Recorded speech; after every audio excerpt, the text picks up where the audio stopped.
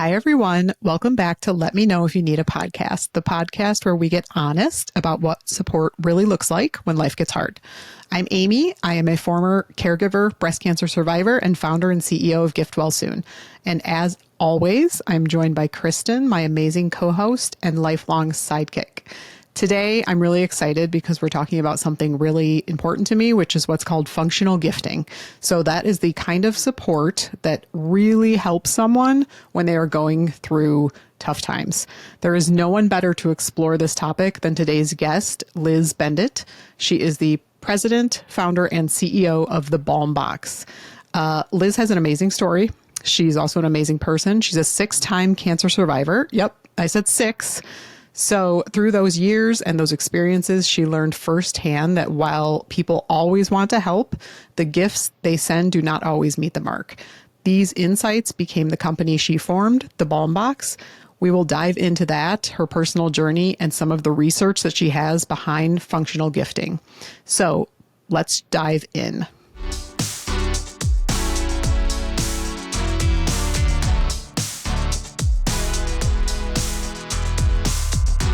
Hi, everyone. Welcome back to Let Me Know If You Need a Podcast. Today, we're excited to have Liz Benditt, president and CEO of the Balm Box, which is a really cool gifting website that has functional gifts. And she has had quite the journey with cancer, which she's going to share her experiences and how she kind of came to this realization that gifting is not always based on what the donor thinks you want.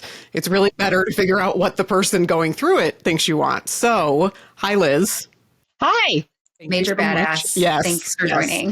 Ooh, I like that. Major badass. I'm going to put that on my business card. We are all female badasses on this, and like males. We haven't had a lot of males, but I feel there's some. I know that we have a few coming up.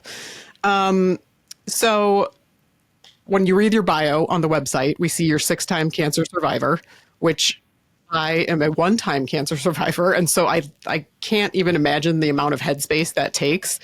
Can you take us back to kind of like what those years looked like, how that process went for you, and how that, I guess, experience kind of changed your perspective or how you wanted to kind of move into this space with Balm Box? Yeah. I mean, it's all like as with everything, right? It's a process, right? So cancer number 1, if you can believe it, was in 2009. It was a long, long time ago. My, and like any mother, right? You date things based on the age of your kids, right? So I think about it. So for reference, currently my daughter is 20 and my son is 17. My daughter's in college. My son's a senior in high school. And my very first cancer, my son was a baby. He was about 1 and my daughter was 3. So, it was just a totally different time in my life, right? Like completely different. And if you got to go back to like bedtime and nappies and, I don't like snacks and cuddles, and my little boy won't cuddle me anymore, which is really just, that capacity is totally different as a mom. He's 240 pounds. But okay. So you go back to that moment. I think back and it's really visceral. Like it's one of those core memories. I was at the pool with my family. So it's my kids and my parents. And, when your baby is kind of fallen out of that nap, but I didn't really want to leave. We were all having a good time and it was about nap time for my son. And he just kind of fell off sleep on my chest. And it's like hot outside. It's July in Kansas. It's hot. And I was sweating profusely, like in that skin to skin, but I wasn't going to let go because it was so charming and cuddly and whatever. And so I covered him with a towel and I laid on but I had like my body in this weird contorted position in order to like anchor him in so he wouldn't fall off. And I was chatting with my mom and my mom kept looking at my upper thigh and she's like, I just don't like, you have a mole there. It looks weird. You really need to get that checked out. And, I'm a VP marketing at a commercial finance company. My free time is so stinking limited. I'm not going to, whatever. It's a mole. Leave me alone, Mom. And my mother would not let up. For the next 2 weeks, like she just harassed the mom's intuition. About that mole. Yeah. Right? My mom saved my life. So finally, just to get her off my back, I went to her damn dermatologist to have them look at it. And lo and behold, it was cancer. And not only was it cancer, it was big enough that I couldn't do an in-office procedure. And the dermatologist was like, look, this is large. You we're going to set you up with a surgeon. I don't care what's on your schedule. You're going to go to that meeting, and you're really going to most likely have surgery in the next 5 to 7 days. Oh, wow. Like, it was like, boom, Yeah. you know? And so talk about like something just like, you know, turning your life upside down with no plans whatsoever. And that was the first cancer. And luckily, and, you know, and then, you know, as I learned in that whole crazy week, if it had spread to the lymph nodes, I would have less than a year to live. And if it hadn't spread, just wear more sunscreen. Like, oh, God. those are the choices. Right. And which is crazy. Couldn't be more of a dichotomy there, right? Like, no, it was so, and like another fun fact about that whole, like, you know, all these things about cancer, you know, all these like little stories. And as a sign of my mom's unbelievable dedication, at the time, my dad was on this long-term assignment in China. And so she was going to visit him in China. And I got the call from the dermatologist about, you know, this whole thing, called my husband, then called my mom. And she was like literally boarding a plane. Like, she was on the plane looking for overhead space. Like, she was on the plane to go to China. And she turned to the flight attendant and said, I need to get off this plane. And it was like a really big deal. This is post 9/11, right? Like, they don't just let you off the plane. And it was like a whole, like, but I don't know what she did. She got herself off that plane. And I was so grateful because I had my surgery on Friday, and we wouldn't get the results of the lymph node biopsy until Monday. And so all weekend long, it was like, okay, live or die. I don't know. But in the same time, like, it was kind of awesome to have two little need machines, right? Like, the kids were just, they don't know, they don't understand. And my mom was there all day long, both days, just keeping things normal, and bath time and snacks. And like I said, and the whole, you know, going to the park and just, you know, holding our breath. And we got the call Monday, hadn't spread to lymph nodes. I was fine, wearing more sunscreen. And so, fast forward to, and so, you know, and then I became obsessive about sunscreen, which I still am. And my children, I'm so jealous of the moms today that they have like those long sleeve swimsuits for kids nowadays. Yes. And they're awesome. Like, right. So the they're kid's so not like protective. fighting you. Yes. Right. Whereas, like, you know, when I had in Marder, Yeah. I had to like cover them, you know, and like the, you know, all the swim stuff. So Yeah. fast forward to about a year later, I had to do my a mammogram because my at the time, I think nowadays they're telling people to start earlier, but at the time I started earlier because my mom was a cancer survivor. And so, and I was supposed to do so when I was pregnant with, like, the timing was I was pregnant with my son. They said, okay, we'll just wait. And then, of course, like any human, you put it off. And so finally I went to go get my first mammogram ever, and they saw an anomaly, and they were like, well, let's go check that out. And while they were doing the biopsy for that anomaly, the breast surgeon was like kind of moving her hands up my neck. And she's like, you know, I just don't, like, there's a lump in your neck. I don't really like it. We're going to get that biopsied too. So it was a 2-for-1 that day. And it turns out at that time, what was ever in my breast was, this was 2010, was nothing, but I had thyroid cancer. And I had no side effects whatsoever. It was only the surgeon just feeling around my neck. And so I was like, oh shit. Okay. So does that mean I have surgery like in Tuesday? You know, like, is it in? And they're like, no, we're good. It's a slow moving cancer. We can plan. And, you know, we need you to do all these labs first. And as long as you get it done in the next 2 to 3 months, we're fine. Like, this lack of urgency. Yeah. Was that like terrifying as well? I mean, I would be scared. I don't care if it's slow moving, like, it's moving. Yeah. And because of my melanoma experience, yeah, that's exactly right. Like, I was very stressed. Like, I hated this idea that I had cancer and no one was like rushing to do anything about it. But in retrospect, it was a gift, right? Like, I could plan, I could, you know, I could tie up projects at work. I could make sure that we had childcare. I could, you know, all of these things. Like, again, I was like right on my son's birthday. Like, I don't, if I remember correctly. And so, like, we got knocked out the birthday party, and then I could have my surgery. Like, you know, just all these little things that you could knock out and take care of. It was great. But no, emotionally, I was a wreck, 100%, because I didn't like this idea and of it being slow moving. And I don't know, it doesn't matter. It's cancer. Get it Doesn't out, feel right. Yeah. Yeah. And so finally get the surgery and get home, and I started feeling numb and tingly all over. Like, I couldn't feel my lips. I couldn't feel my hands. Like, this is kind of weird. It's like a list of, you know, out of the 85 things, they're like, hey, if any of these things happen, you know, give us a call. So it was one of those things, gave them a call, and they're like, you need to get to an ER immediately.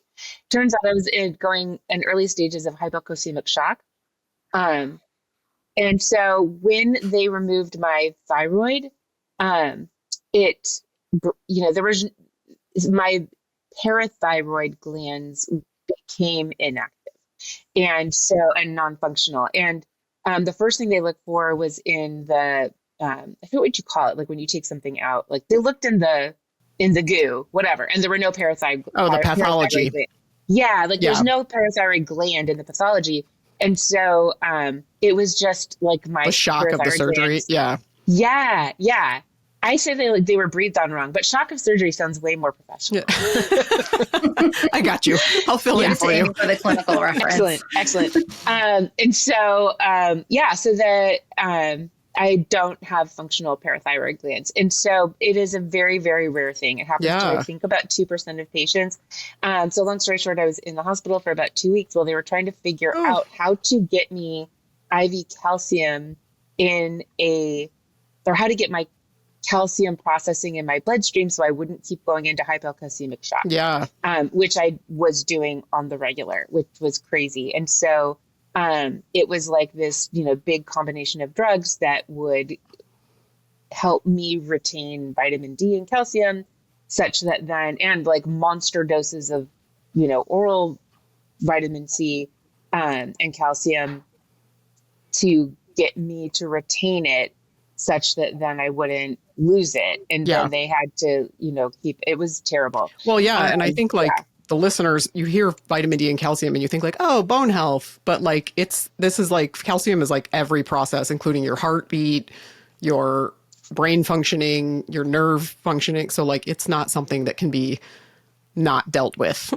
Right. Yeah. Like talk about how you need calcium for muscle function, and a lot of bodybuilders, right, will like load up on like calcium rich foods and whatnot, when they're trying to gain muscle. And and that was what was happening, is that I was going into what's called hypocalcemic shock, where my body, my muscles stopped working. And then the fear is that then it's going to travel to your heart and your heart's muscle and your heart stops beating. So I was in the heart ward for 2 weeks. I was the youngest person there. I bet. By far. And it was really tough because of course the nursing staff, it's just so rare. Like they're used to working with like heart patients that are there for heart surgeries. And it was really tough because like the surgeon had to keep giving them very specific instructions. And I mean, it was just terrible. So I was dying to get out of there, but I will just tell you, it was tough. Like they got me on a regimen that got me out of the hospital, which was awesome, but I was in no way what I would say healthy, right? Like I struggled with tons of side effects. I was constantly tired, until I kept going to my endocrinologist saying, like something is wrong. Like I feel like I've never been this tired. Even when my kids weren't sleeping through the night, I wasn't this tired. Like something is wrong. And can I swear in this pod? Yeah. Yes, please. We welcome it. Encouraged. That motherfucker was like, yeah, you're a working mom. Working moms are always tired. And what time of year was it too? Was it like, oh, it's daylight savings? Like, no, it was summer. It was summer. So like, yeah, you couldn't use that argument. Yeah, great. Yeah. And at the back of my mind, I was like, yeah, you're fired. But I didn't say it out loud because I'm a weenie. So so that took me on a really interesting journey because so then I started to ask around, okay, who's the best endocrinologist and whatever. And of course that person had a 1-year wait list. And so I got on the wait list, but in the meantime, a girlfriend of mine was talking about this like really interesting, like, I don't know, she's an MD, but ran a health spa. And at the time, my friend Jenny was going through terrible migraines. And this, health spa was one of the first people to do, and I think it's now real common to do Botox in your head or something for your migraines. And she said, she's just this alternative thinker. It can't hurt. Go see her. So I went to her and she looked at my labs and said, this is really consistent with somebody that is celiac. Why don't you try just dropping gluten? And then we'll also beef you up with all these other things. And we're going to put you on high protein, low carb diet, like everybody says and whatever. And so I saw, and of course, none of this is covered by health insurance, mind you. Right. This is all over and so again, I'm unbelievably privileged that I could pay $800 a pop for these visits. And, it was a lot of money. And, lo and behold, dropped gluten 4 weeks later, I felt like I woke up. Like, all it took. That is so crazy. It was completely crazy. And so then, And this was 15 years yeah. ago, basically. Yeah. Yeah. Which now, Yeah. like Kristen and I have talked about, I've just started with a functional medicine doctor, very similar. Yeah. But it's like this whole different segment of medicine that is actually cares about preventing disease. Interesting. And Yeah. it's like, you know, they're looking at all your markers, which is lovely. So that made you feel better, basically. Yeah. And it And how was long so did that easy. last? Well, yeah, no, that was easy. That was awesome. Right. And so that's when I also like started to just kind of, you know, I had, at the same time had met some of my now best friends who all of our, at the time, we all had girls in kindergarten. And we started running, and then we were like, let's do a 5K. And we did a 5K, and we were like, let's do a 10K. And then over time that turned in, let's do a half marathon. So like I got into running and the running culture, and it was great. It was so good for me because, you know, it's like girlfriend time. You chit chat on the, you know, none of us were there for we were there for the exercise and the company. No one cares about their PR, right? So no one cared that we're not running 9-minute miles is all I'm saying. Yeah. Like that's, You can still chat while you're running. Yeah. Yeah. I need to, in order to carry on a conversation, I'm not going, 10 minutes is probably my best. It was great. And I got healthy again, but it wasn't without a lot of effort. And I think one of the things, you know, and I slowly weaned myself off of a lot of like the supplements that I called her the crazy doctor lady. She wore like clogs and she was a little off kilter, but she was great. Right. And ultimately at the end of the day, I think, you know, all this other crap that, you know, she put me on didn't make any difference. It was really the gluten. So I followed that.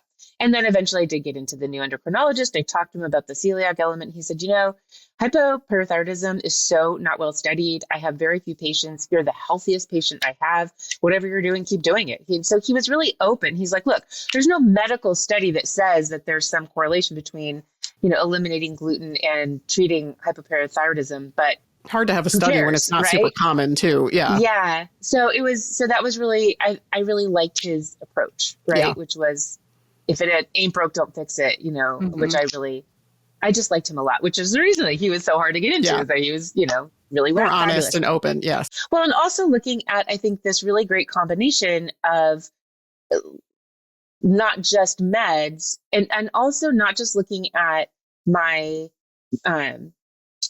my blood reading results, right? So for example, when I was in the hospital for those 2 weeks, the doctor would, you know, some of the nurse would be saying, well, your calcium reading is in the normal range. As I was like, I couldn't feel my hands. They were like completely rigid. My face was, you know, blocked. I'm like, well, I couldn't talk.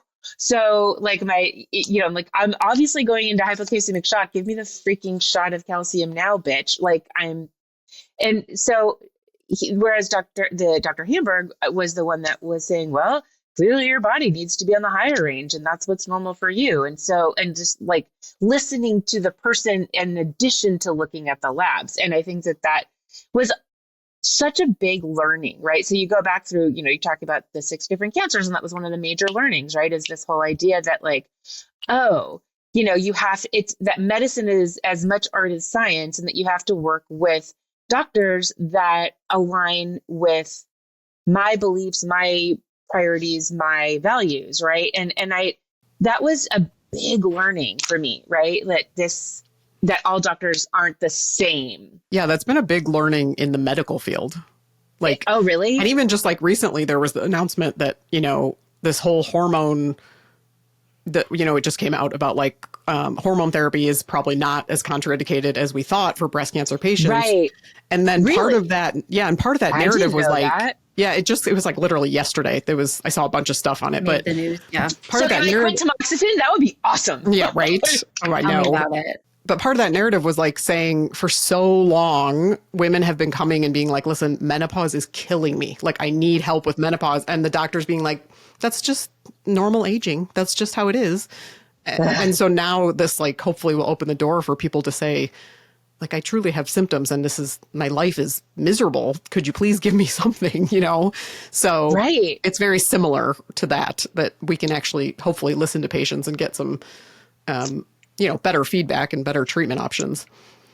That's fascinating. Okay. I'm going to want that study also. I'll send it to you. I'll send you like the little headline thing.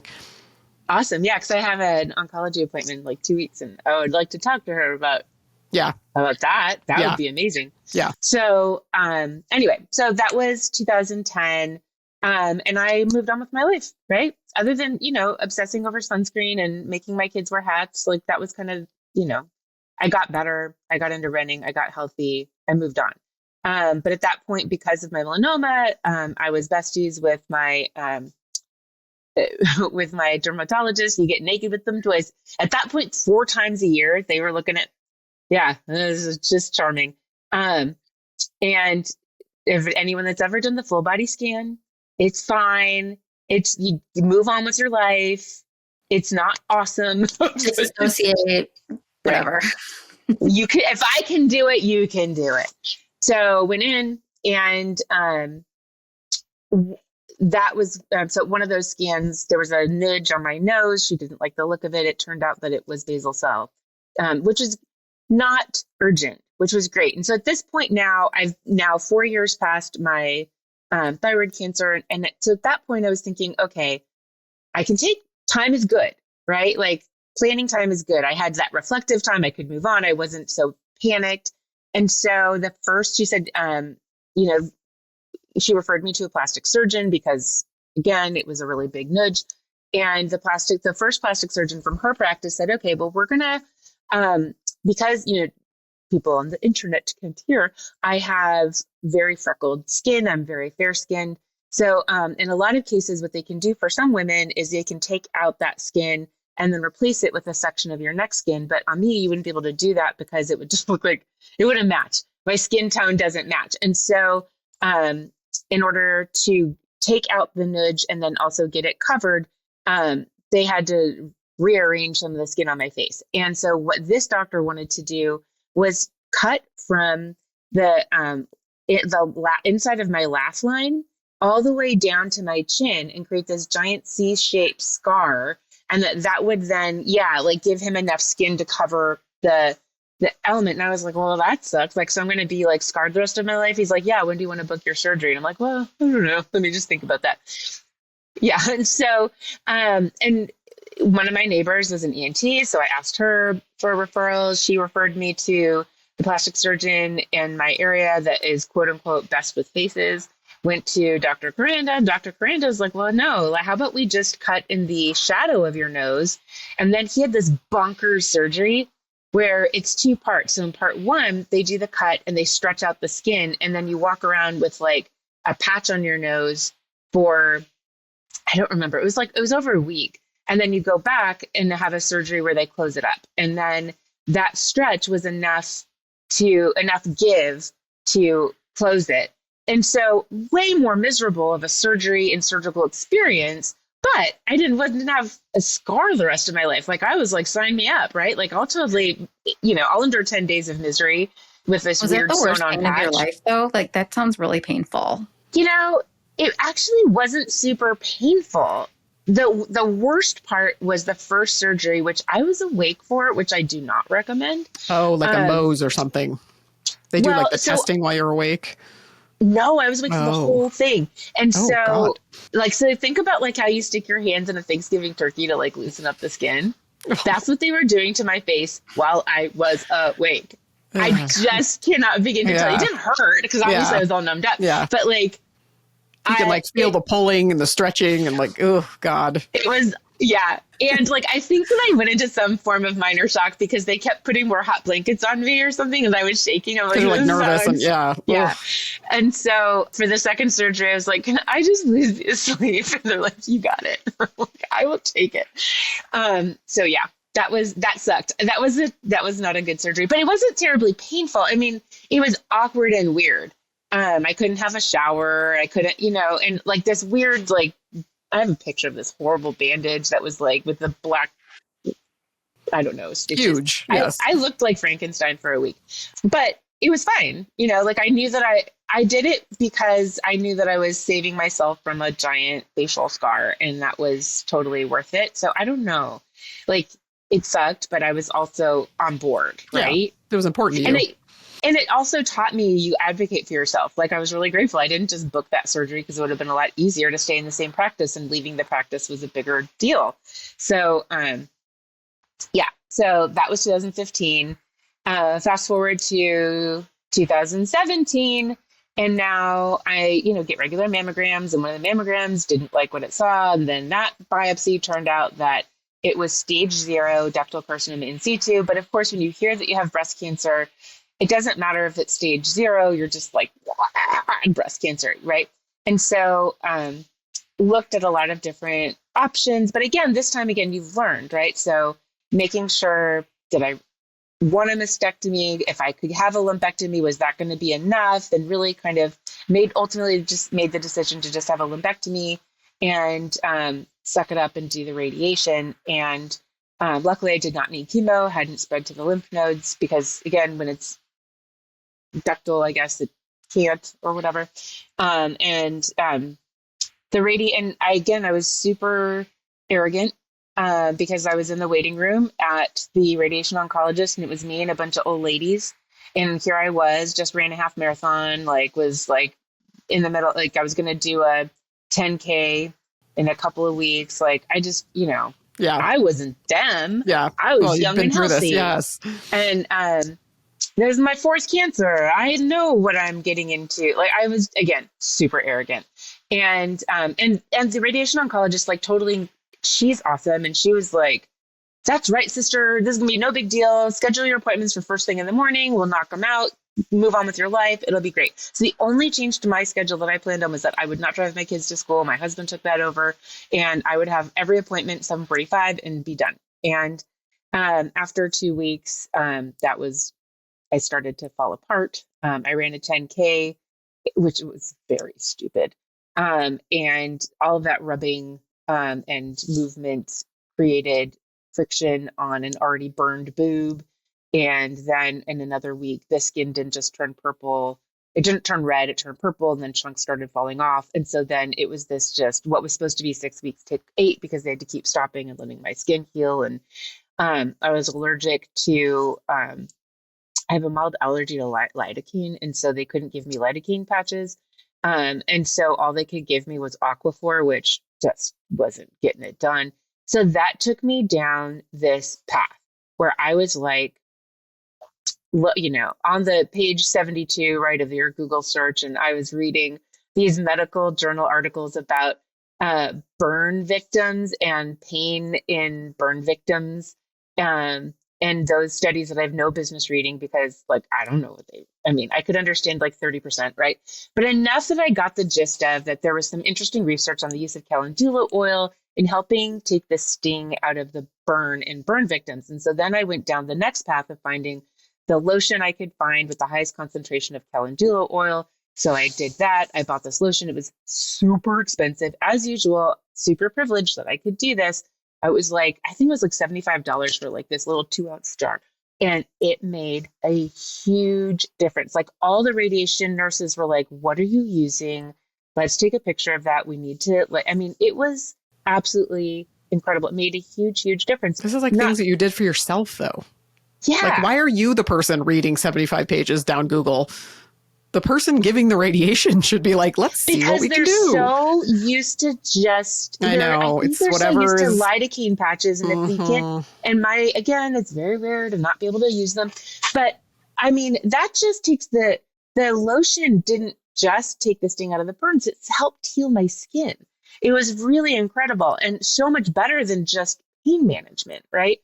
And so and my radiation oncologist at the time was like, this is amazing. I want to look at it. So I'm the one that's figuring all this stuff out. And also, so concurrently at all this time, I'm still working or trying to work full time. By the time I got to the end of it, I couldn't handle more than about, I don't know, half a day in the office. And then I was just so unbelievably tired. I would be afraid that I wouldn't be able to drive myself home. And so I drove home so that I wouldn't, be a danger on the roads.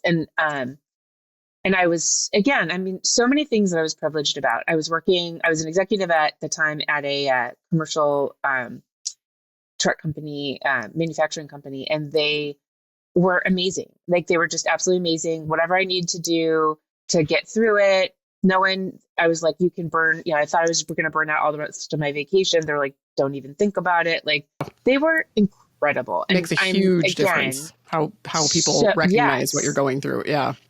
And not just, they're just, again, unbelievably supportive. And I know lots and lots of people don't have that. And so I really do recognize how lucky I was. And then you have all these friends and family that are like, the number one thing, as we all know, is cancer patients. What can I do? Well, I don't know, like find a cure. Right. Yeah. And so can you find me an ice pack that won't leak through my clothes? Can you know what I mean? Like, help me stay awake because I'm so exhausted. And, there were just, and as you also know, when you have breast cancer, the number one thing people do, they bring you food, which is at the time, like I had weird food aversions. I wasn't going to eat anything, but it was fine for my family. It was nice. And then they bring you a lot of pink crap. We haven't really addressed the pink crap on the podcast, but We've been trying to dodge it a little bit. It's a touchy one, but I think I know where you're going. I'll let you go. It was not like, I'm not going to wear a t-shirt that says my tatas tried to kill me. Like I just am not. And it's I not don't your taste. And I'm a grown adult. What am I going to do with a pink teddy bear? Like it just, I gave the stuffed animal to my dog. Like that money you're spending on pink swag could be so much better spent on other research materials and things. Don't buy the pink thing that donates some small portion to Komen. Just give Komen just donate. Money. Like, we'd rather just have the statement that you say, hey, I donated $100 to research in your name. Like that's more useful for all of us 100%. Than the pink flag. The pink garbage. Yeah. And I was just, and that was really, where the seed for the Balm Box took place, was in that time where I thought, why can't gifts be something useful? I mean, I appreciate these chocolate chip cookies, but like they make me, I can't stand the smell of them. You're gluten-free. Yeah. She did make them gluten-free. She did. Okay, good. She did. Yes. And they were delicious. And, and I had like one and it, and it was really nice, but like, I just wasn't eating heavy foods and I don't know. Let Me Know If You Need a Podcast is sponsored by Gift Well Soon. Do you have a friend who needs help but is too overwhelmed to ask for it? Let Gift Well Soon do the asking for them. Gift Well Soon, the care registry for life's toughest moments. So was there like one specific gift that you were like, the sentiment is lovely, but this is not functional?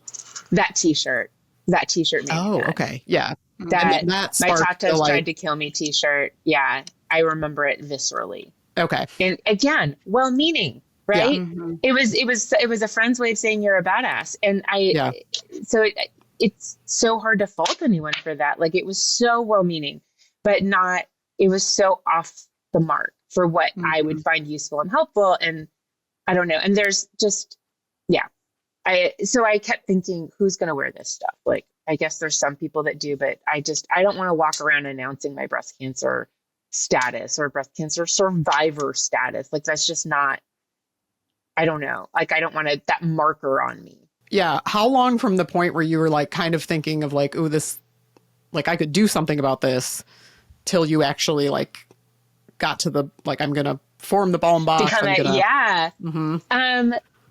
It wasn't like there's one moment in time or one thing that happened. It was a process, right? And so there were some things I became, as wonderful as that company was and as supportive as they were when I was going through my breast cancer treatments, it was not a great place to work for a whole variety of reasons that we won't get into. And I was really unhappy in my career. So I think it is helpful that I was unhappy in my career. But, so I was unhappy in my career, but also, making a lot of money. And it was really hard to walk away from that. And so my husband and I started talking about, well, what would it take for us to be able to afford for me to go rogue entrepreneur? And so we really looked at our finances and we started saving because I was making a lot of money. We were like, okay, well, we need to start spending less and we can start saving to create a runway so that, we've got a nest egg, right, ready to go so that, we're not going to go from 2 incomes to 1 just, overnight. That would be really hard. So, and it was like, we kept thinking, okay. And then the other really big expense that would give us financially a lot of money was to get rid of childcare. And so, because the thought was I can't go rogue entrepreneur and also be responsible for my kids. I wouldn't have enough time. That would basically be working part-time. And, they're both in school at this point, but it still would be like, they still have to go to tennis lessons and, they have to be run around all afternoon and someone has to help them with their homework and, all these things. And so um, in Kansas, there's I love the way that the DMV does teenage drivers. So in Kansas, at 14, you get your learner's permit. At 15, you can drive yourself to school or work. And then at 15, and at 15 and a half, you can drive your siblings. And so I needed my daughter to be 15 and a half to be able, so that I could, then you can drive to work. So I figured, well, I can pay her to take Alex to tennis lessons. That's work. Yeah. So you could offload those responsibilities at that point. Totally. And so then at that point, and at that point also the kids were getting older and they, we knew that we joked at that time with our nanny at the time that she wasn't really a nanny. She was a chauffeur. Her name was Brooke and she was fabulous. And she knew, and, she understood the game. And so, was as soon as Eve could drive, Brooke was going to be done, but Brooke was also a college student and it was all the timing was going to work out. And, so around that time I had the opportunity to go the moons aligned for me in a couple of beautiful ways. About a year before, so Eve was 14 and a half and I was 1 year out. I had this opportunity to go be a consultant at an insurance company, which got me out of just a miserable work experience. So I jumped. And then that was great because then at that point I was fully on my husband's insurance. And we did things, kind of gradually. And then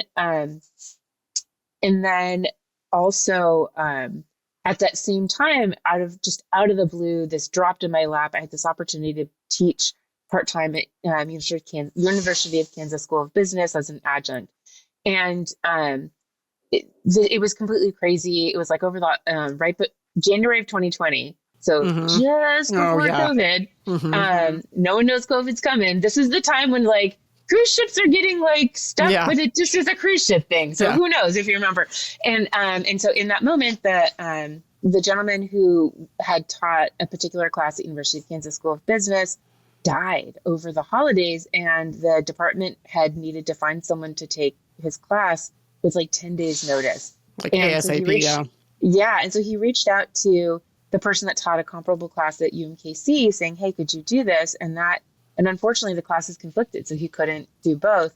But he recommended me. And it was, a friend that I'd worked with at Barclay, an ad agency, 10 years prior. We'd been, sort of in touch over LinkedIn, right? Not necessarily tight, but it was a great referral. And so I went in and loved the team, and it was a good part-time gig. And so in the back of my mind, I was thinking, okay, great. I'm going to, when my contract is up with this insurance company, I'm not going to renew it. I'm good. And this will be my part-time gig. Opening. And it's and it was you still do that, right? You still teach. Do. Yeah, I do. Yeah.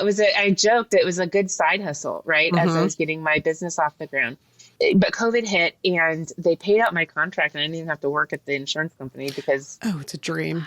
Why does that never happen to me? It was so great. It's one of my, a big part of my job for them was organizing events, and all the events were canceled. And they were well, yes. Okay. I have a friend that got laid off and got a year's pay. And I'm like, man... It was awesome. Yeah. It was awesome. I was great, because I had no intention of renewing anyway. So, yeah. That were all worked out the way it should. Perfectly. Yeah. And so, so roughly March of 2020, I was just teaching part-time online at that point. And then we, unfortunately we had to lay our nanny off, Brooke, because there was nothing for her to do. And so all of a sudden we didn't have that childcare expense and everyone was at home and I was off to the races. Right. So it was a process. It's super interesting. One of the things I love on your website is there's a snippet on there about how it was so important to you to talk to actual cancer patients. Yeah. And it was 500 interviews or something.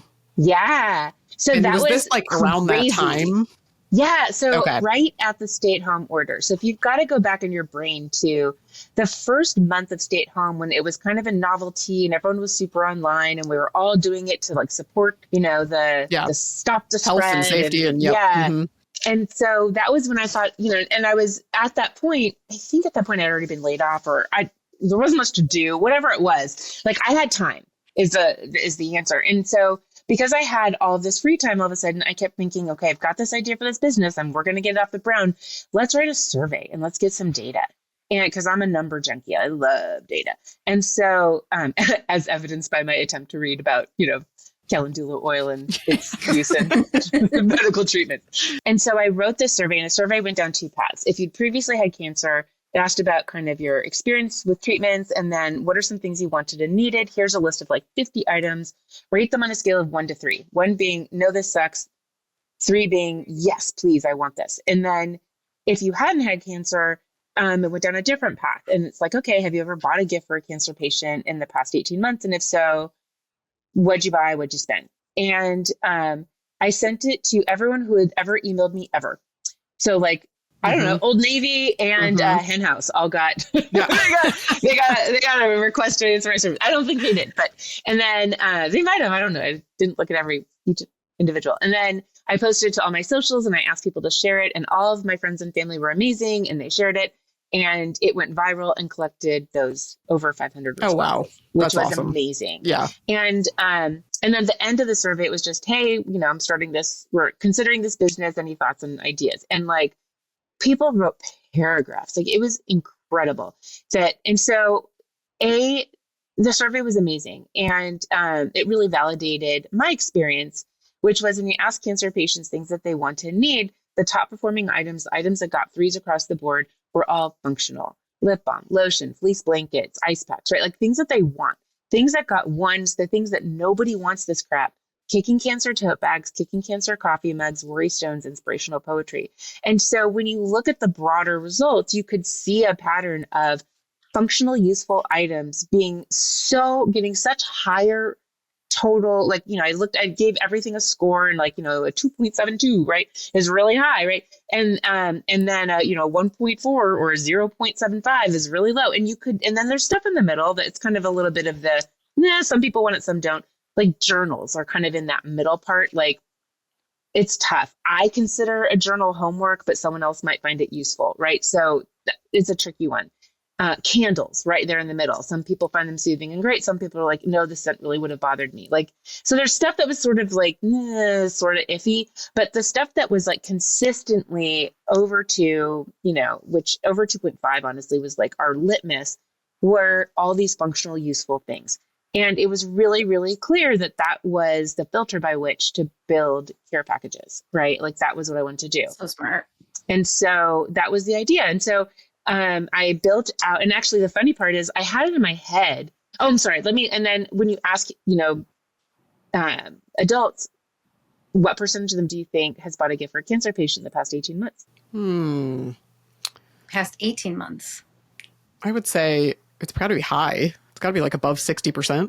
I was going to say 70.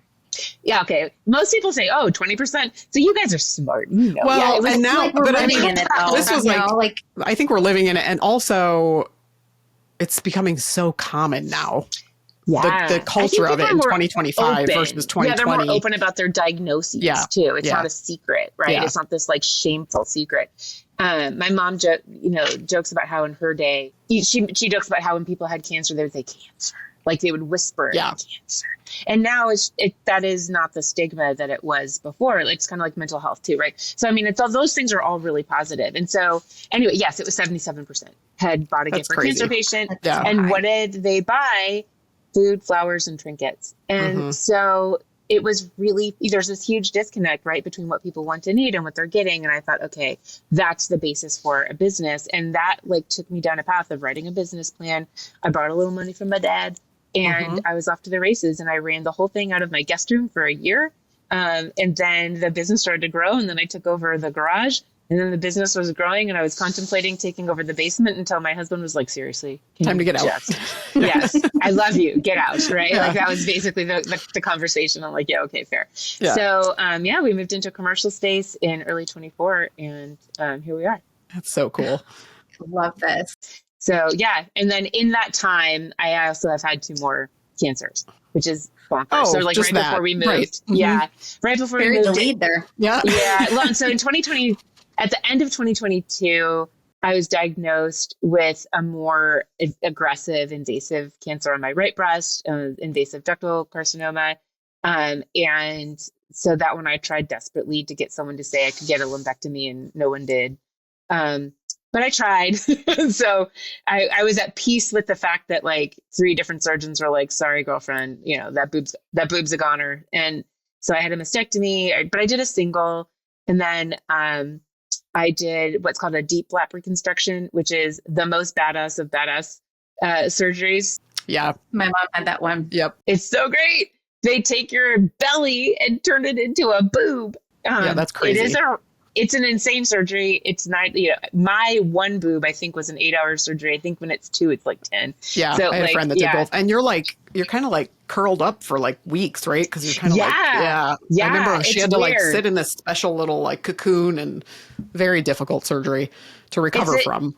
It is weird. Yeah. They tie like, so if you think about your lower belly, they take all the skin because they need the lower belly skin. And that skin is what's going to become the skin of your new boob.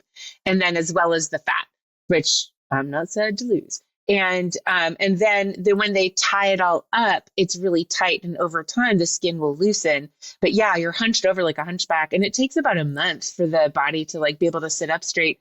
And so one of the number one things people complain about with that surgery is a backache, right? Because you're just hunched over so much.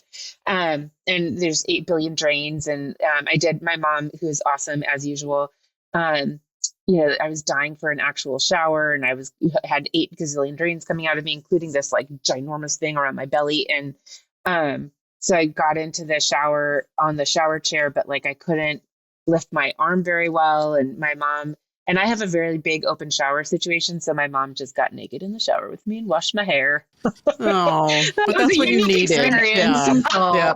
That's totally what you needed. We got to shout her out. What's her name? Yeah. Irene. Go Irene. Yeah. Irene? Come on, Irene. She's a superhero only next to you, Liz. Like, wow. No, Irene is the number one superhero. She's had to live through all this.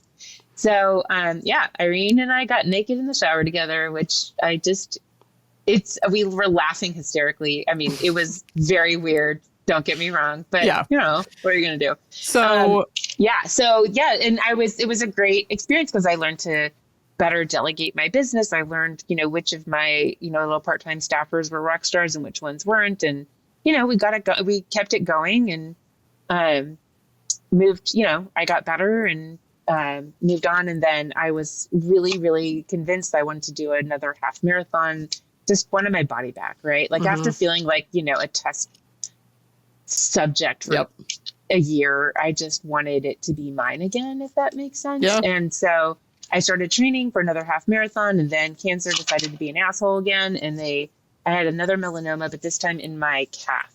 And luckily this one was caught early and they could take it out early, but it kept me from running for about 3 months. And so I had to, instead of doing an October marathon, I did an April marathon. So I did a marathon in April of 25 instead of October. But you still did it. I did it. I did not. It was not a PR. Running. I know. I'm just calling that. Maybe pump the brakes on the running. I don't know.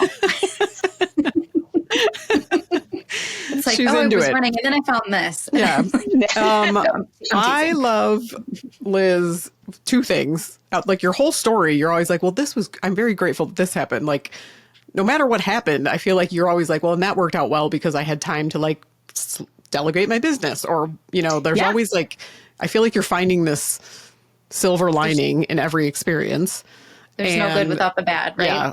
And the other thing I love is how important it is for you to really talk to your customers and really understand what they want. So you're not sending out those gifts that we all have gotten. And, you know, so I think that's probably speaks to why you're successful. And wow, the Balm Box is so you're great. kind to say that. You're very kind to say that. I think we all also probably went through a bit of that over the pandemic in different ways of just kind of like reshuffling our priorities and realizing like, you know, the constant grind perhaps was not the end all be all that I thought it was. And it really got me to think about like, what do we want to do and how much, you know, we are living on substantially lower income now, but it's fine, right? It's totally fine. It's, you know, we're not doing as fancy vacations as we used to do, but like, we still go on vacation, you know, we just, you know, are not going to the Taj Mahal, and that's okay. You've switched So, your priorities. yeah. Right. And you're not working at a miserable job that you don't like, it's different. 100%. Do you know how many times both of my kids have said to me independently, wow, it's nice to see how happy you are.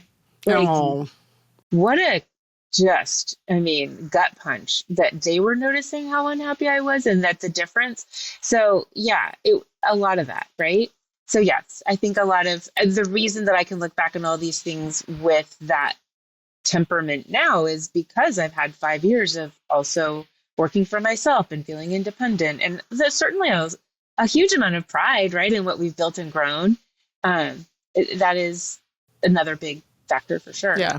So now that you're like the queen of how like gifting to people in cancer situations, Yeah. what do you give? Like if you have a friend that's going through it, are you like, you're getting the Balm whole Box. box? Yeah, it depends. Every box? Obviously. Yeah. No, I mean, I think it depends, right? It depends on what they're going through. The nice thing about the Balm Box and having access to this giant, warehouse of stuff is that like I can give multiple gifts. And again, I can do that because I own the business. It's fine. You can mix and match.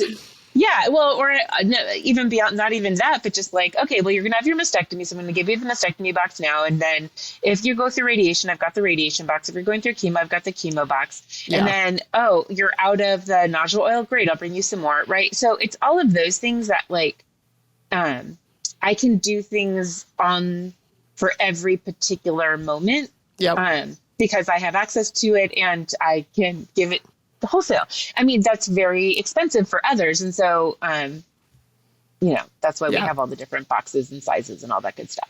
Yeah. It's so cool. Okay. I'll stop dominating if Kristen has a question, but I have other questions. Well, I feel like I've peppered in things. Yes, you have. Okay. So like, what do you like to receive? Let's say you're not going through a treatment, like someone's got to get you a gift. Like what's your ideal situation? Are you more practical still, or is it like what do you like? For me, because I already have all of these great things from the Balm Box, the functional gifts that I've really liked the best have been things that the Balm Box doesn't carry. We tried and just can't do it. So like pajamas or like loungewear that because you want loose, soft, comfortable clothes, or as my friend Laura calls them, like the softies, right? So I want the softies, but like really nice softies are things that I have a hard time buying for myself, but it's really nice and feels like really luxurious to receive. So yeah, like what we've done on the Balm Box now is that we've partnered with a couple of different companies that sell those things so that you can buy them through our shop, but we don't have to carry them, which is great because we're just not good at figuring out what sizes to order. That combination of things. You found your partnership. That's great. Yeah. Yeah. So those are things that I really like because I have access to things like seatbelt pillows and drain holders and side pillows, like in, all of those elements. But if you don't have those, to me, those are first. And then after that, I think like comfort. Yeah. I would agree with that.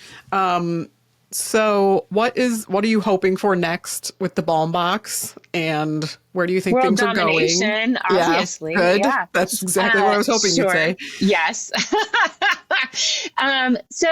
There's a couple, our focus for the next year in terms of growth, we're obviously our number one, biggest source of income is our website. And I don't think that will change anytime soon. However, we are starting to expand to other wholesale, to sell our products wholesale. And so we are working with a couple of small pharmacies to carry versions of our care packages. So we can't, not to get into inside baseball, I don't know how much your listeners care, but we make and manufacture. We've gotten big enough now that we make and manufacture about 60% of our own products.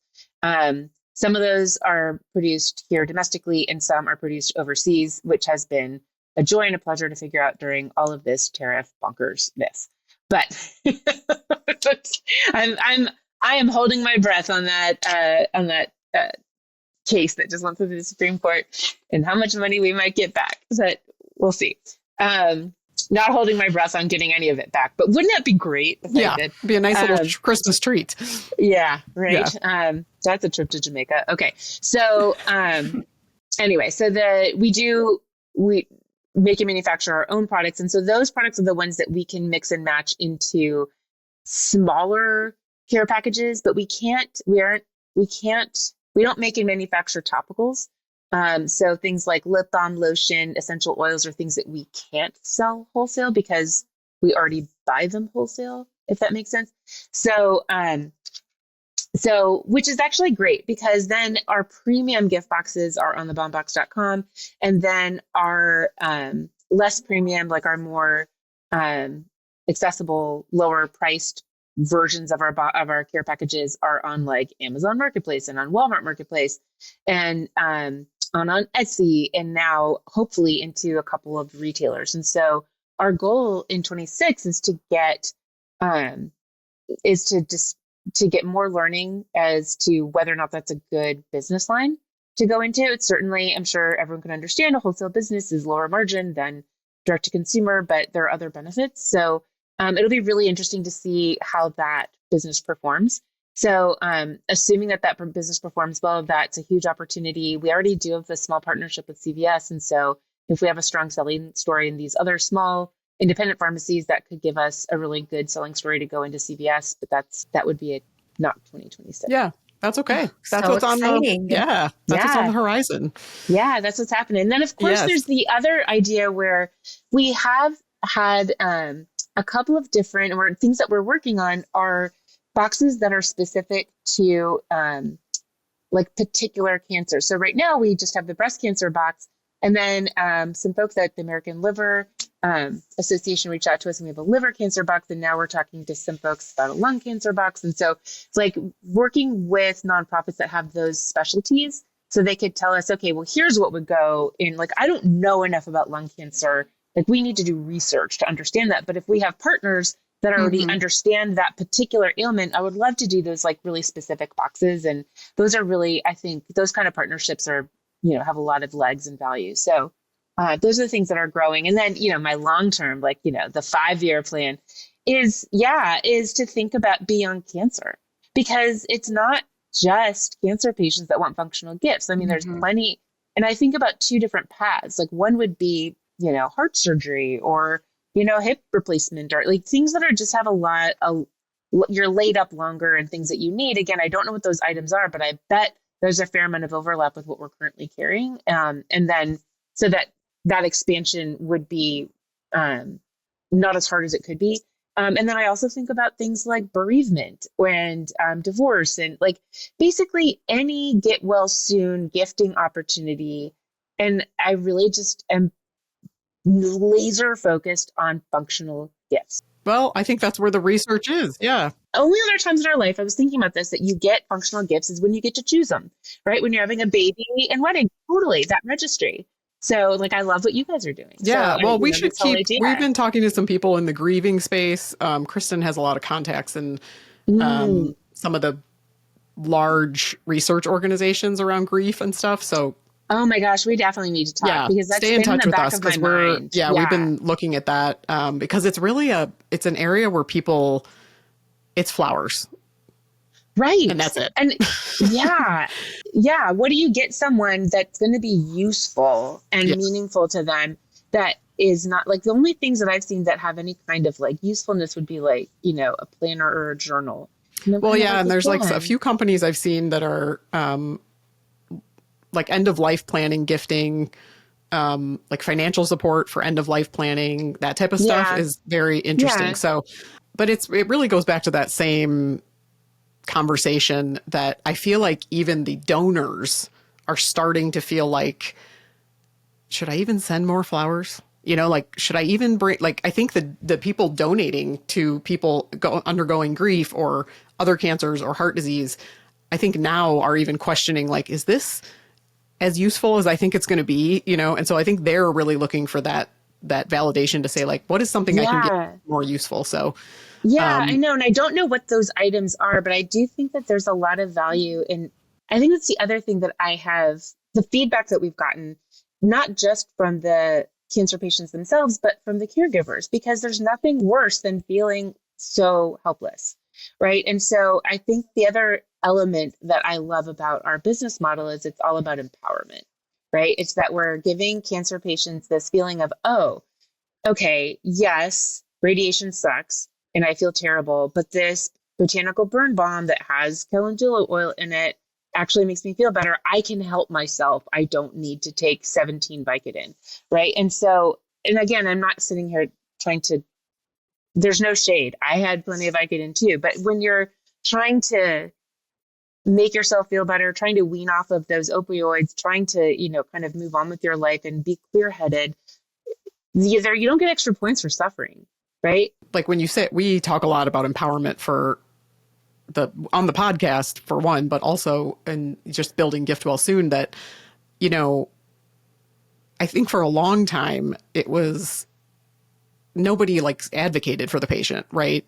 And now I think that's becoming a little more prominent to where people can you want them to have solutions, right? So you're at least giving them solutions. Yeah. So if they're sitting there saying God, my hands are so cracked, I'm going through chemo.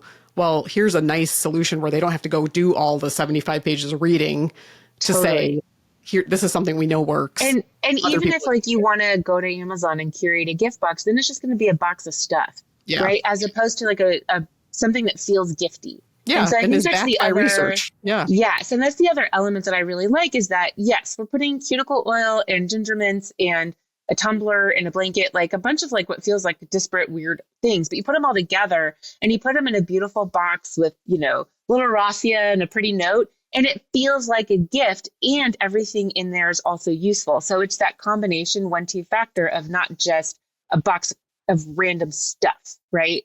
And everything we do comes with an insert that tells you, hey, we chose cuticle oil because of that dried, cracked skin, and here's how you use it. If you're a dude, you might not have ever used this before, but here you go. And it's in a pen. It's really easy to use. So, stuff like that. Yeah, I love that.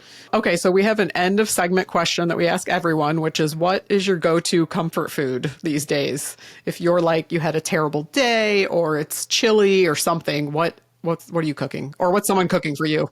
Okay, well, first of all, no one's cooking. My comfort food, is not a meal. If I'm in a bad mood, I don't want to sit down. I want booze, which is usually a glass of wine, sometimes a gin-based cocktail. It depends on the time of year. And then if I have sweet and salty days, I when people do you like sweet or salty? And I say yes. So either Fritos. I love Fritos. They're the worst food in the world for you. I don't know how to tell you. Man, they're addictive. They're so good. I could eat a party-sized bag on my own. I love Fritos. I don't need to dip them in anything. I want plain Fritos. Just salt and corn and oil. I love Fritos.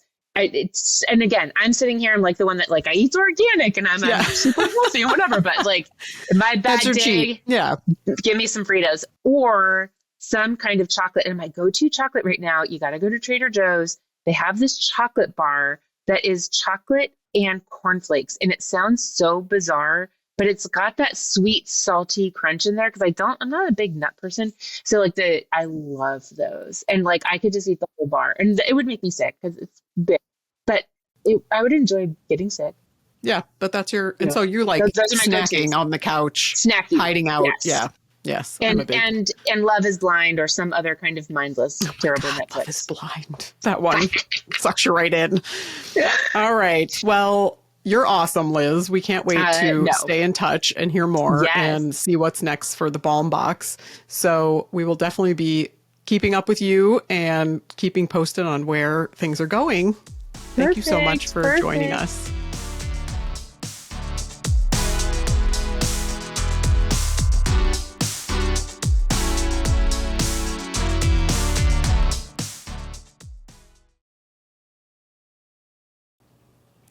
That is a wrap on this episode of Let Me Know If You Need a Podcast. We just want to say thank you so much to Liz Benditt for being here, sharing her story, her wisdom. She has walked a walk that most of us can't imagine doing once, let alone 6 times. Her work is really changing what care looks like, and it has been such a gift to have her here on the podcast. To our listeners, if this episode resonated with you, we would love you if you take a moment. Well, we do love you anyway, but we'd love you more if you take a moment to follow and share. It helps us bring these conversations to more people that will find these helpful. And if you want to learn more about functional gifting or anything we talked about in this episode, please check out the Balm Box at www.thebalmbox.com. And of course, if you're looking for a way to gift, please check out Gift Well Soon at www.giftwellsoon.com. We invite you to follow along with us on the socials at LMK if you need a podcast, or at lmkpod.com, where you can find our social links. You can also drop us a line. You can join our mailing list. All of these things would be amazing. So until next time, thank you so much for listening. We will see you or hear you on our next episode of Let Me Know If You Know podcast.